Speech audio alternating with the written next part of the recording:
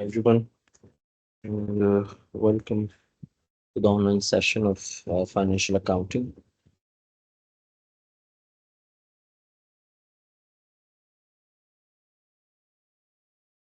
Okay, let me share my screen.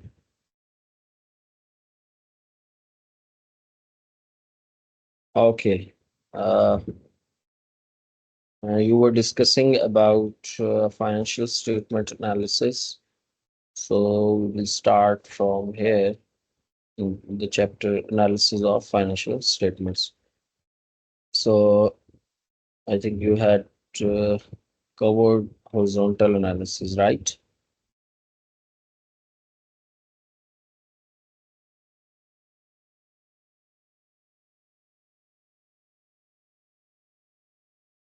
Okay, today's session is very important, and in today's session we will also discuss about your final paper and the chapter which will be involved in your final paper. So, but we will discuss this around 7:45 to 8 p.m. Inshallah. Before that, we will try to cover most syllabus, inshallah. So let's start. If you have covered horizontal analysis, that's very good. Now we'll discuss about vertical analysis. Okay, vertical analysis. Likewise, horizontal analysis, you will move towards horizontal way and you will compare your your performance, your assets, your liabilities with the another year's performance. But in this vertical analysis, you will move towards vertical analysis. A vertical side means you can say like y-axis. So it means that you will compare your uh, whichever the account is, you will compare your account with the same year's accounts. ठीक है, जैसे horizontal analysis में आप क्या कर रहे थे, एक साल का दूसरे साल के साथ कंपैरिजन कर रहे थे। एक में आप क्या करते हैं, एक को बेंचमार्क ये रखते हैं और उसका कंपैरिजन करते हैं। जैसे यहाँ पर अगर आपके सामने नजर आ रही है अरशद ट्रेडिंग कंपनी रावलपिंडी, तो इसकी क्या है, ये इनकम स्टेटमेंट है। तो अगर हम हॉरिजॉन्टल वे की बात करें तो हॉरिजॉन्टल एनालिसिस में हम क्या कर रहे होते हैं, हम ये देख रहे होते हैं कि 2020 में आपकी परफॉर्मेंस एज कंपेयर टू 2019 कैसी रही है इन परसेंटेज। ठीक है, तो उसमें हम क्या बेंचमार्क रख रहे होते हैं, ईयर रख रहे होते हैं। जबकि जब हम वर्टिकल एनालिसिस की बात करते हैं तो हम एक अकाउंट को बेंचमार्क रखते हैं और उसके कंपैरिजन में तमाम की तमाम चीजें देख रहे होते हैं। जैसे यहाँ पर अगर देखें तो 2019 का अगर वर्टिकल एनालिसिस किया जाए इसकी इनकम स्टेटमेंट का, तो आपने बेंचमार्क क्या रखा है, सेल्स रेवेन्यू रखा है। तो जिसको आप बेंचमार्क रख रहे हैं उसको आप क्या कंसिडर करते हैं, 100% कंसिडर करते हैं। ठीक है, तो सेल्स रेवेन्यू का आपने क्या किया, 100% कंसिडर किया। जैसे ये आपका कितना आ रहा है, 1800।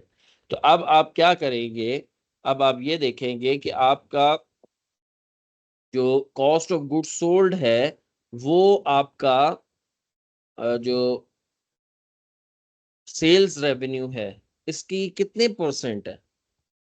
ठीक है, ये कितने परसेंट है, तो ये आप यहाँ पर देख सकते हैं। अच्छा, ये जो आपके पास आ रहा है, ये सेकंड अगर देखें, लेस करें कॉस्ट ऑफ गुड्स सोल्ड, तो ये आपका क्या है, 1200 है। ठीक है, ये 1800 माइनस करें 1200, तो आपका क्या आता है, 600 आ जाता है। ठीक है, तो आपने सिंपल क्या करना है, ये बस याद रखें कि आप अमूमन इनकम स्टेटमेंट में सेल्स रेवेन्यू को क्या रखते हैं, बेंचमार्क रखते हैं, 100% रखते हैं। अब बाकी जो चीजें फाइंड आउट करनी होती हैं उसको क्या करते हैं, कंपेयर कर रहे होते हैं सेल्स रेवेन्यू के साथ। जैसे आप कॉस्ट ऑफ गुड सोल्ड को फाइंड आउट करना चाहें कि how much cost of good sold is sales revenue, तो जी ये 120 जो कॉस्ट है ना, कॉस्ट ऑफ गुड सोल्ड, ये गलत दी हुई है। ठीक है, ये 120 नहीं है, ये 1200 है। ओके, तो आप क्या करेंगे, इसको 120 डिवाइडेड बाय 1800 मल्टीप्लाई बाय 100 कर देंगे, तो आप देख सकते हैं कि ये क्या आएगा, 66.667। तो जब सेल्स रेवेन्यू माइनस किया कॉस्ट ऑफ गुड सोल्ड, तो ये आपका 60 नहीं है बल्कि ये 600 है। तो अब जब आपने ग्रॉस इनकम के तो देखना है कि ये कितने परसेंट है सेल्स रेवेन्यू का, तो आप क्या करेंगे, 600 डिवाइड बाई 1800 मल्टीप्लाई बाय 100, तो ये कितना आ गया, 33.333%। इसी तरह फिर सेलिंग एक्सपेंसेस को अगर आप देखें, तो सेलिंग एक्सपेंसेस भी आप कि ये क्या है, ये 9 नहीं है बल्कि ये 90 है। ये क्या है, 90 है। तो आप सिर्फ ये याद रखें कि आप जिस का एनालिसिस कर रहे हैं उसको आप न्यूमरेटर में रखेंगे, और डिनोमिनेटर में आप किसको रखेंगे, जो बेंचमार्क है जैसे सेल्स रेवेन्यू है, और मल्टीप्लाई कर देंगे 100 के साथ। इसी तरह अगर 2020 का देखें, तो सेल्स रेवेन्यू है 216 मिलियन रुपीज, तो ये कितना हो गया, 100% हो गया। और अब अगर देखें कि इसकी कॉस्ट ऑफ गुड सोल्ड कितनी है, तो 140 है। अब अगर हम कॉस्ट ऑफ गुड सोल्ड देखें, तो ये कितना बनता है, 140 डिवाइड बाय 216 मल्टीप्लाई बाय 100। ठीक है, तो ये देखें 140 डिवाइडेड बाय 216 मल्टीप्लाई बाय 100, तो ये कितना आ गया, 64.815%।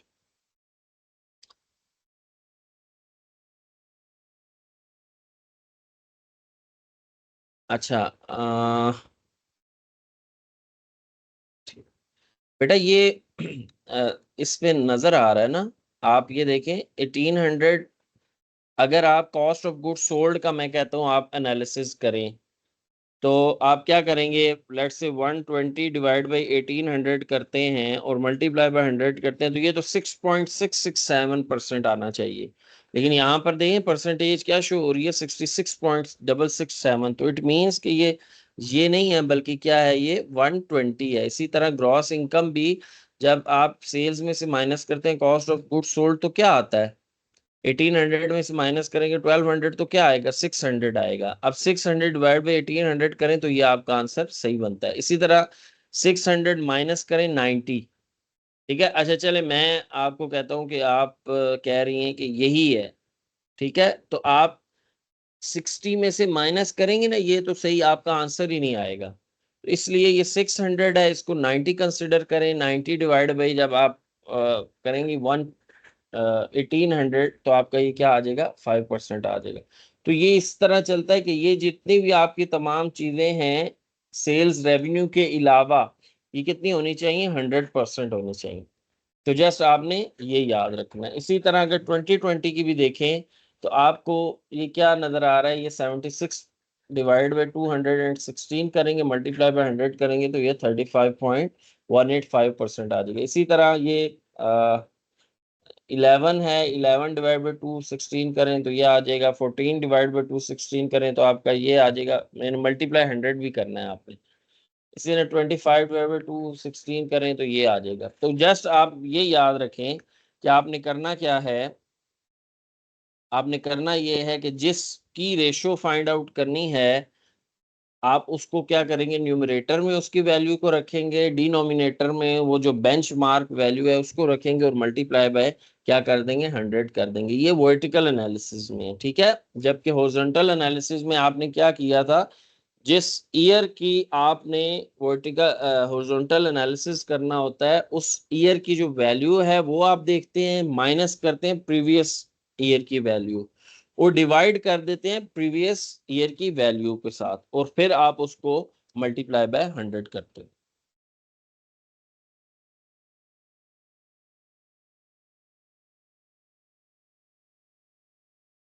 ठीक है जी।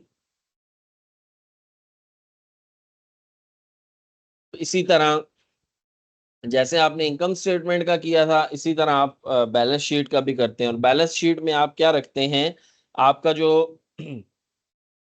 टोटल एसेट्स हैं उसको आप क्या रखते हैं, बेंचमार्क रखते हैं। इट मींस कि टोटल एसेट्स को 100% रखते हैं, तो लाइबिलिटीज एंड ऑनर्स इक्विटी को भी 100% रखते हैं।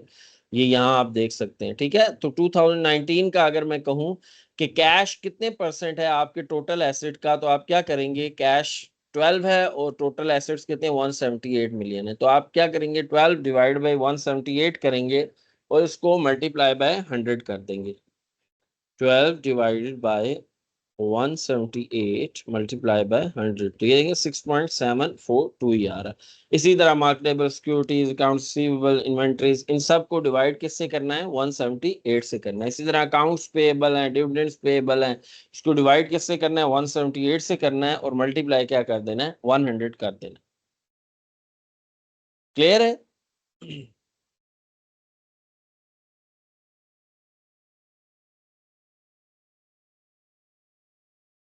ओके जी, ठीक है।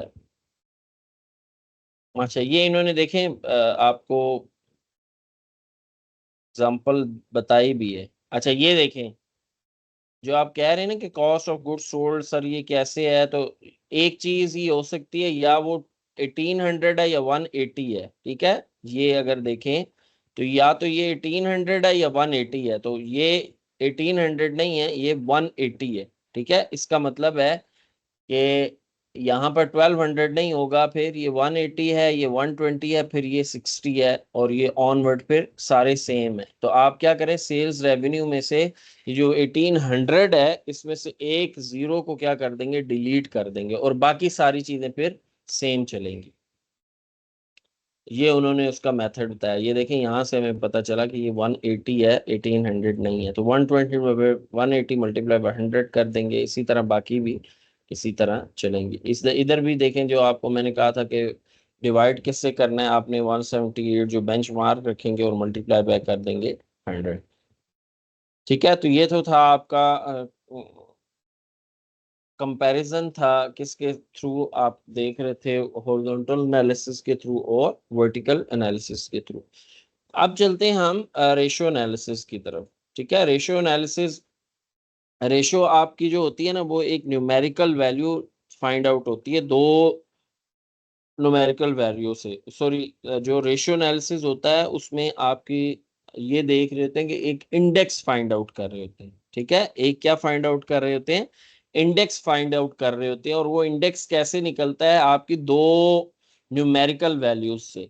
जब हम बात करते हैं कि दो न्यूमेरिकल वैल्यूज, इट मींस कि आपके पास दो अकाउंट्स इन्वॉल्व होते हैं। क्या होते हैं, दो अकाउंट्स इन्वॉल्व होते हैं, और उसका आप क्या करते हो, रेशियो फाइंड आउट करते हो, और एक आपका इंडेक्स निकल आता है। ठीक है, तो यहां से देख लें, the ratio is the numerical or an arithmetical relationship between two figures.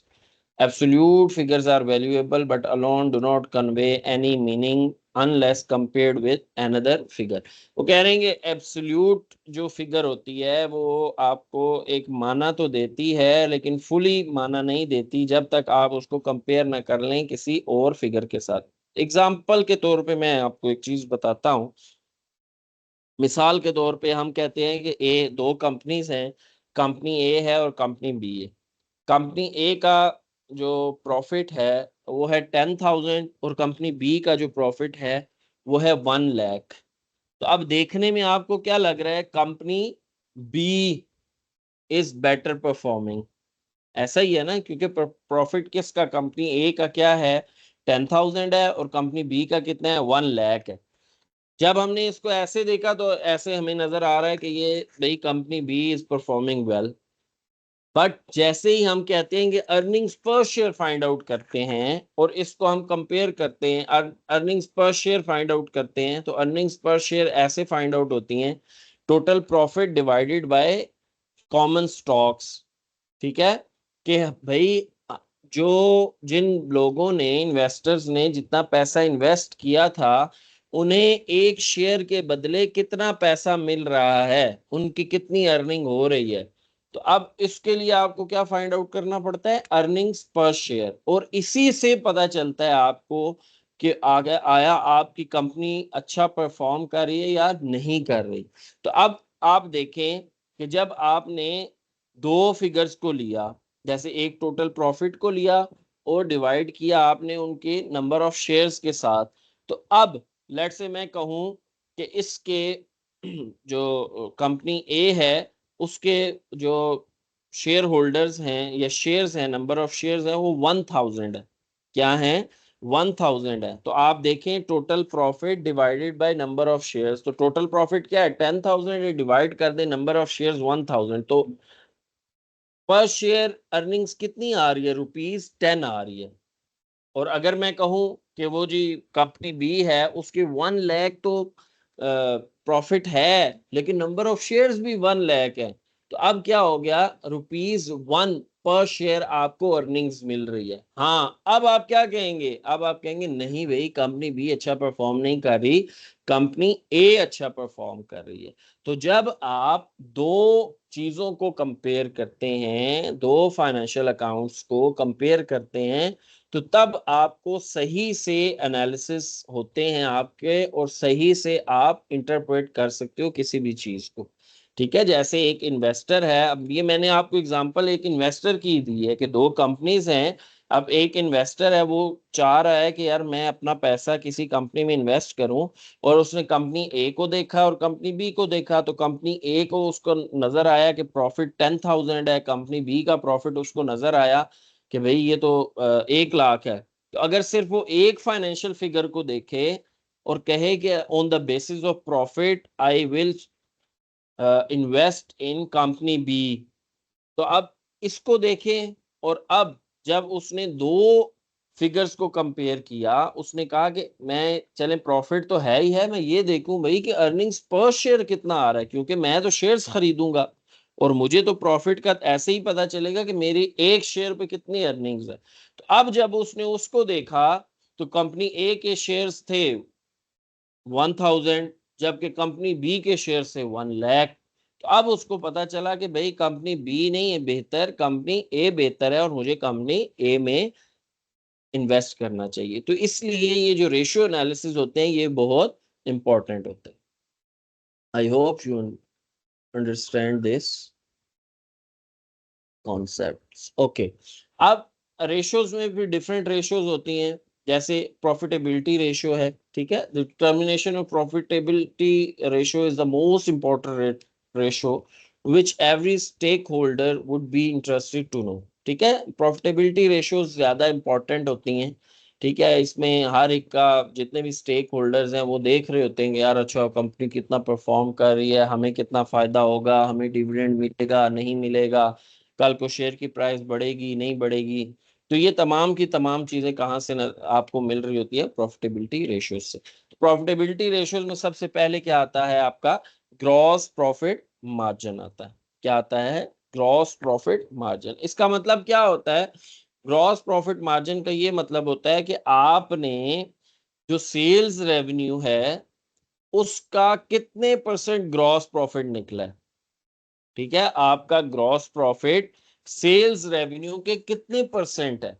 The gross profit margin is the residual amount after deducting the cost of goods sold from the sales revenue. हमने gross profit कहा ना कि क्या होता है, sales minus cost of goods sold होता है। तो जब सेल में से माइनस करते हैं कॉस्ट ऑफ गुड्स सोल्ड तो आपके पास क्या आता है, ग्रॉस प्रॉफिट आता है। जैसे कि 2019 में देखें 60 है, तो अगर मैं कहूं कि how much is your gross profit in relation with your sales revenue, तो ये क्या कहलाएगा, ग्रॉस प्रॉफिट मार्जिन कहलाएगा। तो आप क्या करेंगे, amount of gross profit divide by net sales revenue multiply by 100 कर देंगे। तो 60 डिवाइड बाय 180 मल्टीप्लाई बाय 100 किया तो ये देखें 33.33%। You so your gross profit is 33.33% of your sales revenue. Likewise, in 2020, your gross profit margin is 35.185%. It means that your gross profit is 35.185% of your net sales revenue.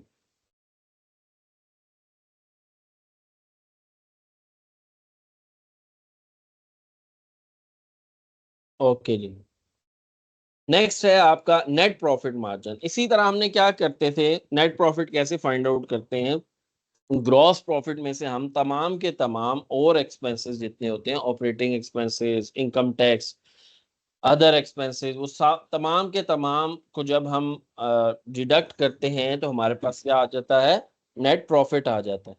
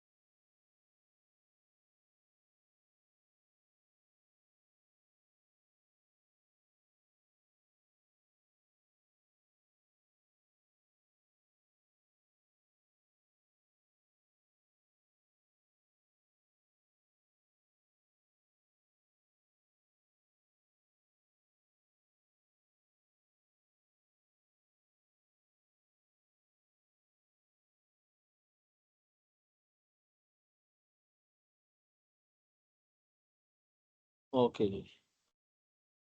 तो net profit, we were discussing about net profit. So when we deduct all the operating expenses and income taxes, then we will get net profit. So in net profit margin, we'll check that how much is your net profit in relationship of your sales revenue. So जैसे हम उसमें gross profit divide by sales revenue करते थे, तो यहाँ पर हम क्या करेंगे, net profit divide by sales revenue करेंगे और मल्टीप्लाई कर देंगे किसके साथ, 100 के साथ। तो ये आपका क्या आ जाएगा, नेट प्रॉफिट आ जाएगा। अच्छा, ये जो यहाँ पर ग्रॉस प्रॉफिट रेशियो दिया हुआ है, तो ये ग्रॉस प्रॉफिट रेशियो नहीं है, ये क्या है, नेट प्रॉफिट रेशियो। इसी तरह ऑपरेटिंग इनकम मार्जिन अगर आप देखें तो यही बता रहे हैं कि ऑपरेटिंग इनकम आपका सेल्स रेवेन्यू का के कितने परसेंट है। ठीक है, तो ऑपरेटिंग इनकम कैसे फाइंड आउट करते हैं, ग्रॉस प्रॉफिट में से जब सिर्फ आप ऑपरेटिंग एक्सपेंसेस को डिडक्ट करते हैं तो आपका ऑपरेटिंग इनकम आ जाता है। इसी तरह operating income divide by sales करेंगे, मल्टीप्लाई बाय 100 कर देंगे। Return on total assets, return on total assets is very important. इसमें आप क्या देख रहे होते हैं, yeah, the return on total assets is the evaluation technique for determining the productive utilization of the assets of the organization. Okay, how uh, you use your assets efficiently or productively. This ratio is computed through, अच्छा ठीक है, तो ये return on total assets बहुत important होता है। Return on total assets basically आप company की परफॉर्मेंस के लिए भी यूज कर रहे होते हैं। तो रिटर्न ऑन टोटल एसेट्स जो है, इसका फॉर्मूला आपका है net income over total assets. तो नेट इनकम जितनी भी आएगी डिवाइड कर देंगे आप टोटल एसेट्स से। जैसे नेट इनकम आपकी थी ₹27 million and your total assets were ₹178 million, so you will divide your net income with the total assets and multiply with 100, then you will get return on total assets, that is 15.169% in 2019, while 17.647% in your in 2020 year. Okay, then. So now return on operating assets, same. net income over net operating income over average operating assets. So operating income is your rupees 39, while operating assets are 55 plus 61 divide by two. So इसको divide करने का मकसद क्या है? इसको divide करने का मकसद ये है कि आपका average operating assets find out हो जाए. ओके जी, 1 मिनट.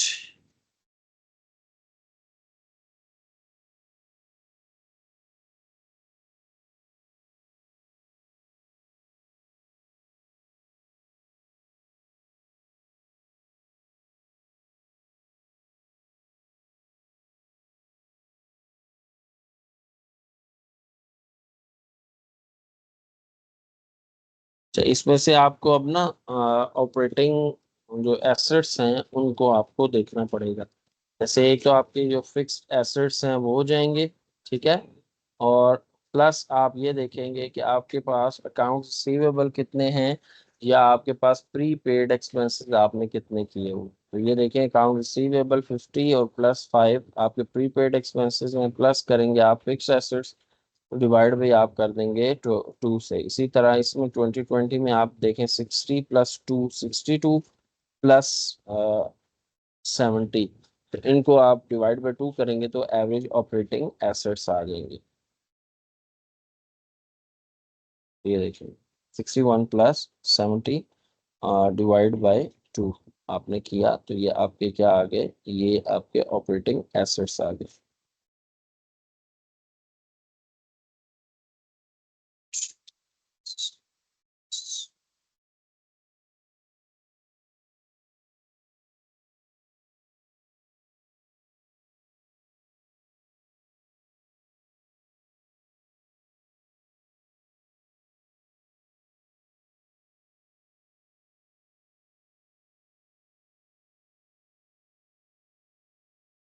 हम्म, अच्छा, इसको ना आप ऐसे कंसिडर ना करें. इसका मतलब ये होता है कि आपके ना ये भी मैं आपको एक चीज समझाता हूँ. सॉरी, इसमें मैं गलती कर रहा हूँ. ये जो आपका रिटर्न ऑन ऑपरेटिंग एसेट्स है ना, तो ये ऑपरेटिंग इनकम तो आपको क्लियर है, ठीक है. ये जो एवरेज ऑपरेटिंग एसेट्स है ना, ये आप एवरेज कैसे फाइंड आउट करते हैं? आप ओपनिंग एसेट्स देखते हैं प्लस क्लोजिंग एसेट्स देखते हैं और डिवाइड बाई टू कर देते हैं. तो ये जो आपके एसेट्स बन रहे